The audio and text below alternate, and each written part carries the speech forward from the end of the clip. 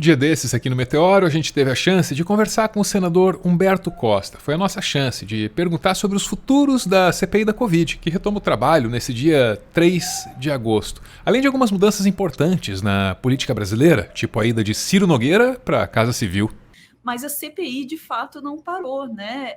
Houve muita análise de documentos, tem aí muita coisa acontecendo, e eu queria saber do senador o que se destaca nesse período, né, em que a gente não estava aí vendo a CPI todo dia. Tem alguma coisa de interessante que te chama a atenção? Ou o que a gente pode esperar para a segunda temporada dessa CPI da Covid?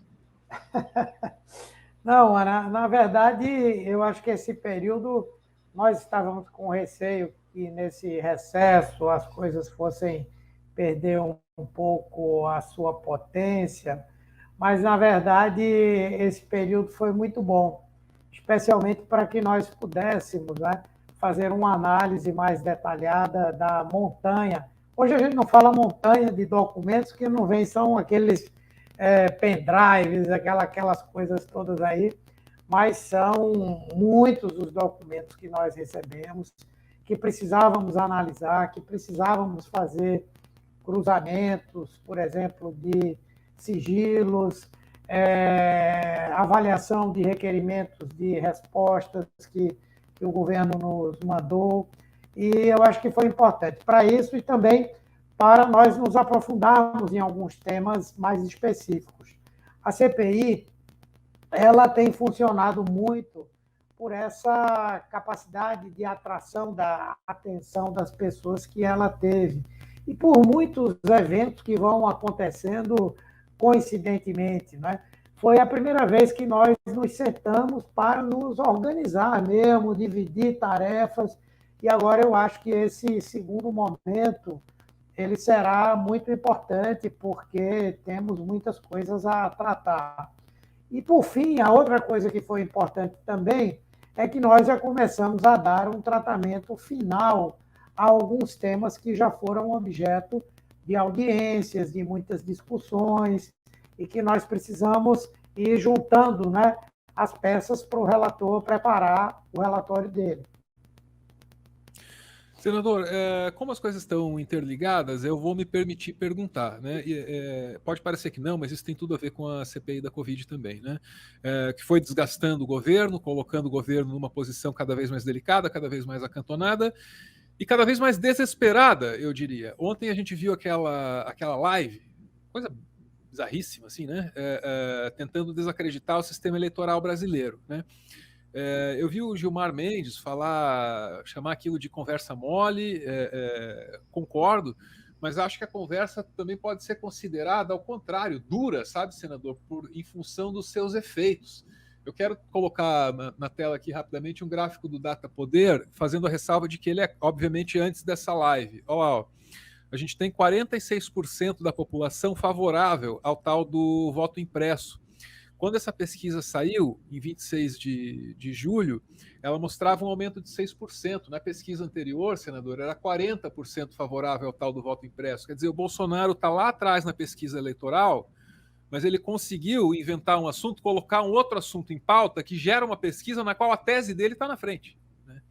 E aí, veja, na melhor das hipóteses, a gente vai ter uma eleição super confusa, super cheia de baderna no ano que vem, né? Ele está aí avisando a gente que pode não ter eleição, ameaçando golpe e tal. Mas a melhor das hipóteses é essa, senador, uma eleição com o bolsonarista indo lá, votando para governador no número do presidente, errando e acusando fraude e reclamando com o mesário e humilhando todo mundo na sessão eleitoral. E essa é a melhor das hipóteses, senador. O que está se desenhando no horizonte? O senador consegue dar uma garantia em nome da instituição Senado de que teremos eleições no ano que vem? Estou preocupado, senador. Não, veja, eu acho que o objetivo de Bolsonaro realmente é tumultuar o processo eleitoral. E quanto menos provável for ficar a vitória dele, quanto mais distante esse objetivo ficar, ele vai tentar criar todo tipo de pretexto para aplicar um autogolpe, para tentar golpear as instituições democráticas no Brasil, não é? essa discussão do voto impresso é tipicamente um desses assuntos, né? O Brasil já tem, desde 97, o voto em urna eletrônica. Nós não tivemos um único caso, nenhuma cidade do interior, nenhum estado, nada, onde tivesse sido confirmado algum tipo de fraude eleitoral. Pelo contrário, há tantos lugares que a eleição se decidiu por um voto, por dois, e não houve qualquer nível de contestação, por conta da confiança que o eleitorado tem na urna eletrônica. O trabalho de Bolsonaro não é defender um instrumento que pudesse tornar ainda mais seguro o sistema de votação no Brasil. O que ele quer é lançar uma dúvida sobre a segurança e a legitimidade do sistema existente, que é o da urna eletrônica, para que ele possa, mais à frente, sendo derrotado, ter um pretexto para querer se manter no poder. Ele mesmo já disse que não entrega a faixa a ninguém. Não é? Ou ele vai fazer como o Figueiredo fez, que saiu lá por trás escondido, ou então ele vai querer ficar com a faixa e com a presidência. Né? O que eu acho importante num momento como esse é que nós tenhamos digamos, uma posição muito clara, muito firme, tanto das forças políticas, que nesse momento, independentemente de correntes ideológicas, elas têm que defender a legalidade, a democracia, o Estado democrático de direito no Brasil, e as instituições, que têm que exercer o seu papel de serem contrapeso umas às outras. E, nesse momento, o Congresso Nacional e o próprio Supremo Tribunal Federal têm que claramente responder. Acho até que as respostas têm sido boas. O próprio presidente da Câmara, que é um apoio aí de Bolsonaro, ficou calado em outros momentos. Dessa vez ele disse: parar com esse negócio de voto impresso, que isso não vai passar. Não vai. Não é? O presidente do Senado... Se passasse, não tem como implementar, senador. Não tem tempo, nem que quisesse. E não faz sentido. Estão reclamando contra o fundo eleitoral, que cresceu muito, está exagerado, mas vai separar mais 2 bilhões para poder viabilizar o voto impresso, não é? Além do mais, uma discussão feita como essa, da maneira como ele está fazendo.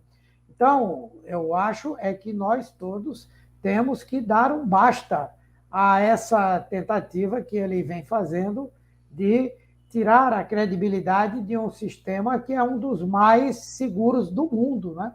Então, eu vejo assim, o fato de que esses argumentos terminam sensibilizando uma parte da população é natural, porque a população tem muita aderência a essas teorias da conspiração. Não é? E por isso mesmo é que nós temos que reforçar o enfrentamento a esse debate. Por que ele nunca reclamou de eleições forjadas quando ele se elegeu tantas vezes pelo voto na urna eletrônica, não é? Ana? Aproveitando que a gente está falando aí das manobras do Bolsonaro nesse intervalo da CPI, eu queria perguntar sobre a ida do Ciro Nogueira para a Casa Civil, né? E, pelo que eu entendi, a vinda do Flávio Bolsonaro como suplente para a CPI. Tem perspectiva disso causar alguma alteração no andamento da CPI? Não, eu acho que se o objetivo de Bolsonaro com essa nomeação é, de alguma forma, interferir na CPI, eu avalio que não terá nenhum efeito. Né? A maioria que nós temos lá é uma maioria consolidada, não de pessoas da oposição, mas de pessoas e de partidos que decidiram que querem levar até as últimas consequências essa investigação. E isso eu tenho certeza que não vai mudar até o final da CPI.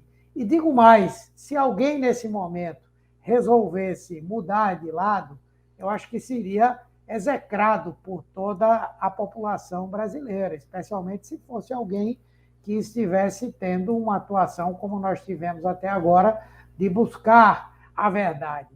Eu acho que o que pode acontecer com a ida do Ciro Nogueira para a Casa Civil é que o governo pode consolidar mais a sua maioria no Senado Federal, que existe, mas que já sofreu muitos abalos em muitos momentos, em temas, entre eles o tema da CPI.